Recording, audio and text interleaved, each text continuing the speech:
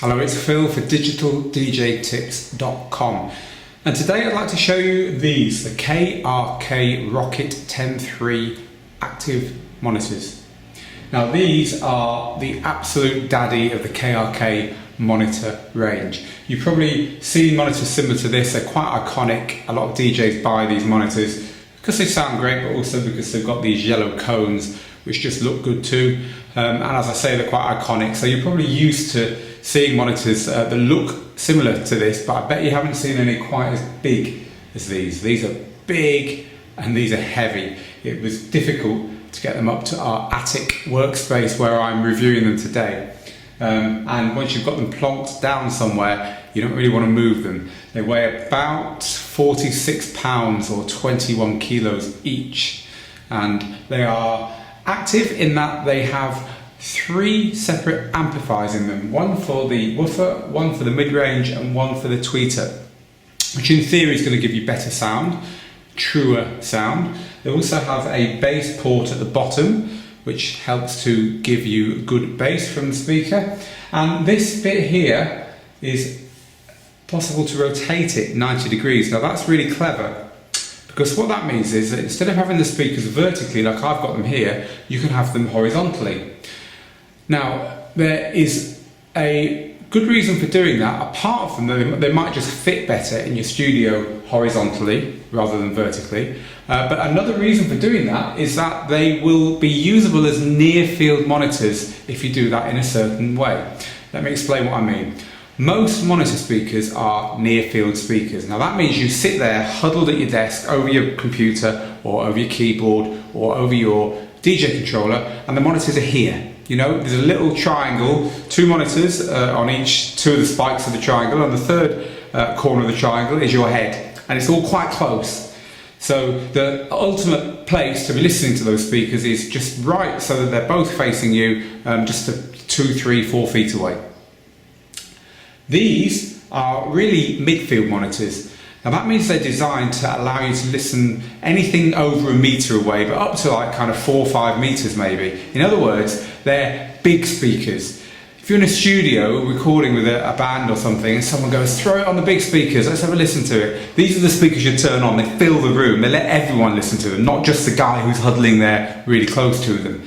So these are midfield monitors, but if you turn this thing around through its 90 degrees, just so that you've got these 2 speakers lined up properly with each other, and then put the whole thing flat, so this is here, if you like, and the other speaker is kind of the other way around through 90 degrees, so the tweeters and the mid-range speakers are quite close to your head.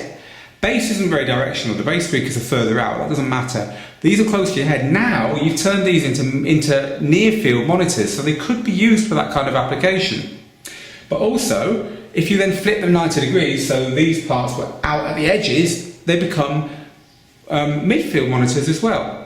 So horizontally they could be either, vertically they'd probably be used as midfield monitors. So they're quite flexible in that you can use them for both things. Now studios tend to have more than 1 set of monitors. In a studio typically you might even see 2 or 3 or 4 sets of monitors, everything from tiny little transistor radio style speakers all the way up to something like this, or even bigger maybe, just so that you can get a sense of how your music's going to sound on all different sizes of speaker, i.e. how it's going to sound in all different places when it gets out into the real world.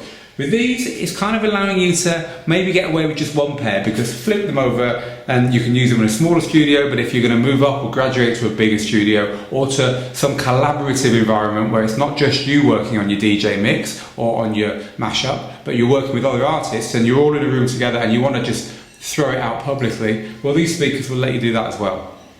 So let's have a little look around the back of them. They're very standard for KRKs, but I'm assuming you haven't seen what they look like at the back. So I'm going to do this very carefully because they're very heavy.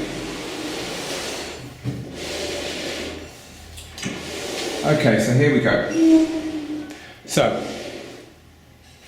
from the top, here we have a high level adjust and a low level adjust. These are basically for the very highest and the very lowest frequencies, and they're attenuators. They just take a little bit off, tail a little bit off the high frequency, or tail a little bit off the low frequency, just so you can balance the speakers a little bit better to your room. They're certainly not bass and treble controls. They do a 20th of what a bass or treble control could do. They're more fine-tuning. This is the volume control, which you can set to 0 or then tail it off or move it up, just in case you're plugging in some kind of source where you can't alter the volume or the source happens to be very quiet or whatever. And then there are 3 separate inputs. There's 2 balanced inputs. There's balanced XLR and balanced TRS. These are all mono, of course, because if you're used to speakers where you have a slave and a master, as some tiny computer speakers are, these are different. You buy 2 identical speakers and put a mono source into each.